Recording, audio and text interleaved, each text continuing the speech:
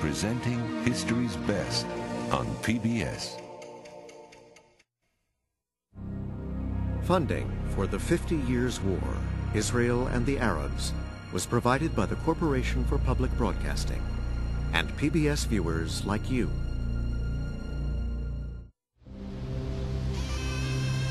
Palestine, a land divided. A holy place, a battleground, a homeland claimed by both Arabs and Jews.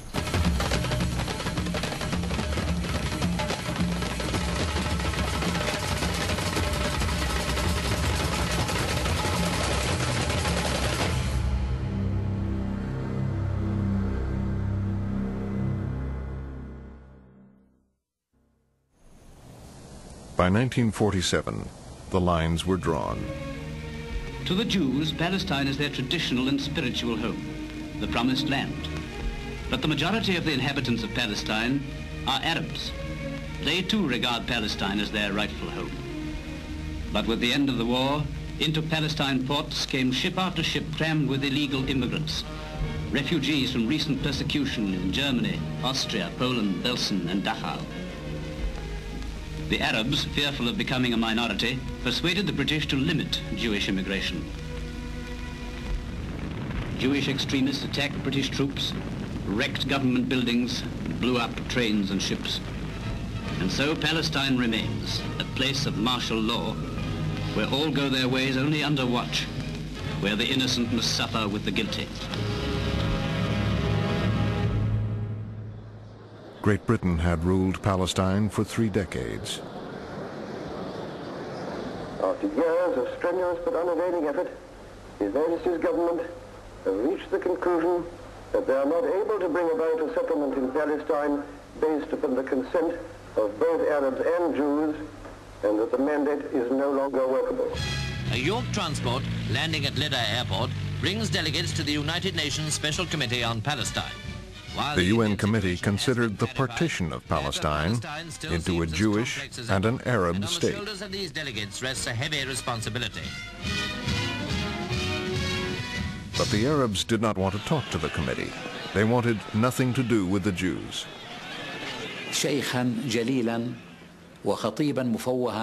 Sabri ad-Din was an honorable sheikh and an eloquent speaker. And he said, if the Jews want to take Palestine from us, we swear that we will throw them into the sea. And he pointed to the Mediterranean, which was a few hundred meters from the place where we had gathered.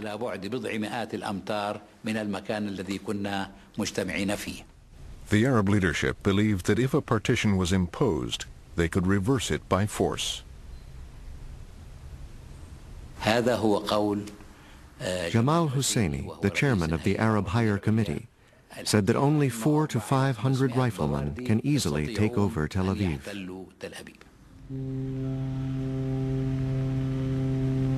While the committee was still in Palestine, a ship called Exodus arrived in Haifa, loaded with Jewish Holocaust survivors. But now she had on board some 5,000 Jews who'd hoped to enter Palestine illegally. When she was boarded at sea by the Navy, a fierce battle was fought on her decks, resulting in many casualties on both sides.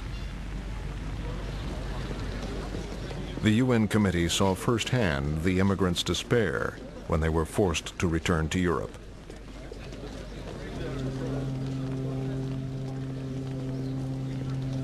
The Jews argued that refugees needed a home and that they would not be welcomed by an Arab state.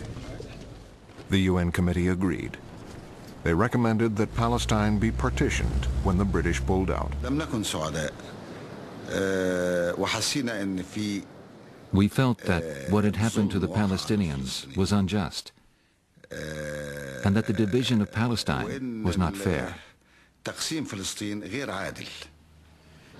The Arabs were outraged.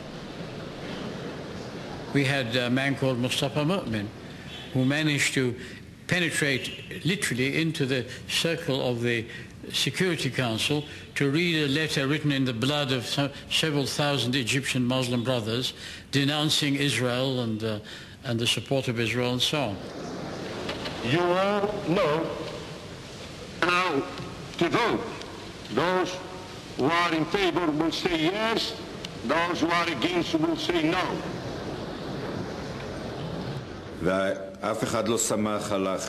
No one relied on the calculations made by the President of the Assembly.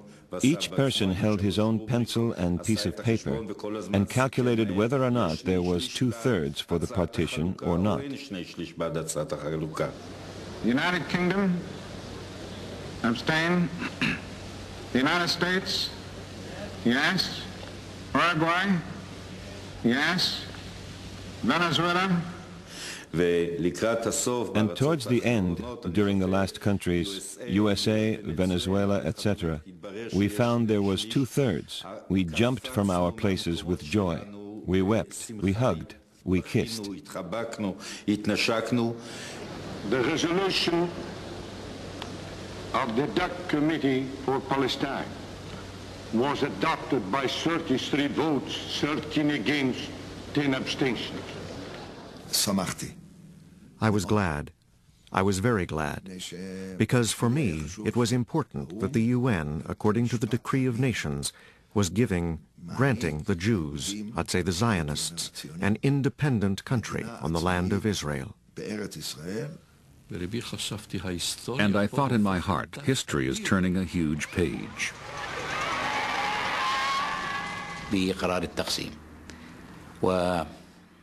The news was broadcast at 8 p.m. The Palestinian people listened to it everywhere, and there was this feeling of frustration and sadness, a feeling of catastrophe which was about to befall Palestine.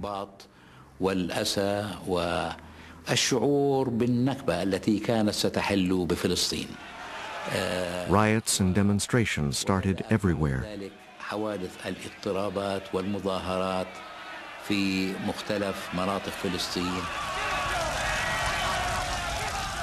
The Arabs attacked Jews and the Jews hit back. Cities and neighborhoods were divided along religious lines. In Jerusalem, an Arab car bomb destroyed the Jewish agency offices. 7 were killed, more than 100 wounded. The 50 Years' War was underway. Palestinian forces from towns and villages along the road to Jerusalem were commanded by Abdul Qadir el-Husseini. They blocked supplies going from Jewish-held Tel Aviv to a besieged Jerusalem.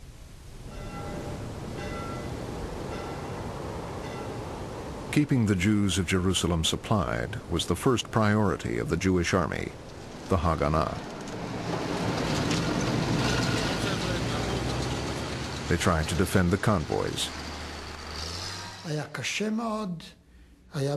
It was very hard to protect the convoys. We had a huge number of casualties among the convoy escorts, and there was a big waste of product. When a convoy got through, the whole city knew. The trucks brought vital supplies, flour.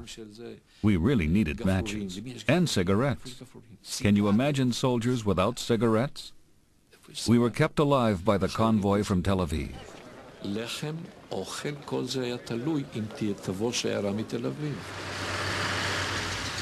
We started with military operations to make sure that the road between Tel Aviv and Jerusalem will not be endangered by the big villages or towns that were along the road, where from came all the attackers on the convoys.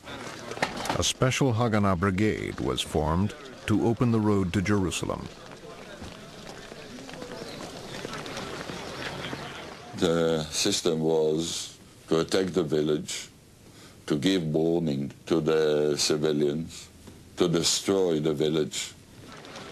And by the elimination of the villages alone and adjacent to the road, we were sure that there would be no attacks. The Jews tried to seize Kastel, a village controlling the road to Jerusalem. It was a Palmach unit, my troops, that captured the Kastel. And it was here that Abdel Qadir el-Husseini, the Palestinian leader, was killed. Enraged, Husseini's soldiers went to recover the body of their leader.